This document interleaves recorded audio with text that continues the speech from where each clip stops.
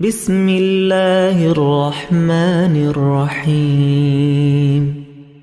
يا أيها المزمل قم الليل إلا قليلا نصفه أو انقص منه قليلا أو زد عليه ورتل القرآن ترتيلا إنا سنلقي عليك قولا ثقيلا إن ناشئة الليل هي أشد وطئا وأقوم قيلا إن لك في النهار سبحا طويلا واذكر اسم ربك وتبتل إليه تبتيلا رب المشرق والمغرب لا إله إلا هو فاتخذه وكيلا رب المشرق والمغرب لا إله إلا هو فاتخذه وكيلا واصبر على ما يقولون واهجرهم هجرا جميلا وذرني والمكذبين أولي النعمة ومهلهم قليلا إن لدينا أنكالا وجحيما وطعاما ذا غصة وعذابا أليما يوم ترجف الأرض والجبال وكانت الجبال كثيبا مهيلا إنا أرسلنا إليكم رسولا شاهدا عليكم كما أرسلنا إلى فرعون رسولا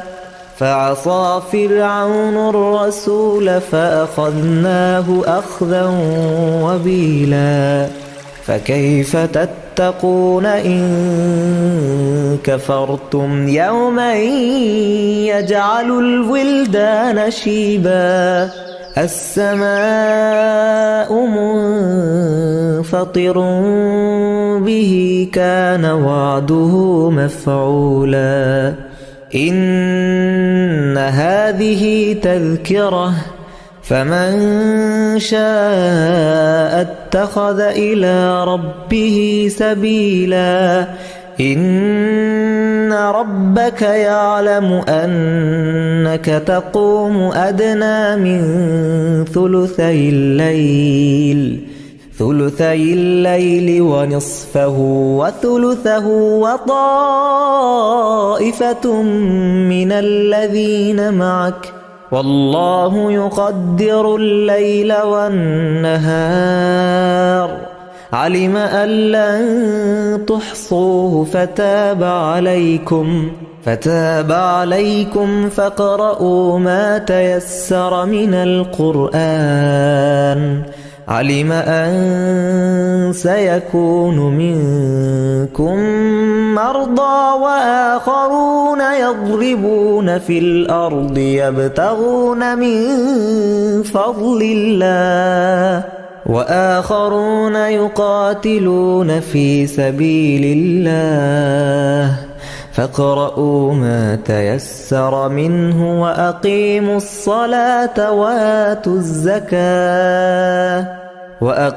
الصلاة وآتوا الزكاة وأقرضوا الله قرضا حسنا وما تقدموا لأنفسكم من خير تجدوه عند الله هو خيرا وأعظم أجرا واستغفروا الله إن الله غفور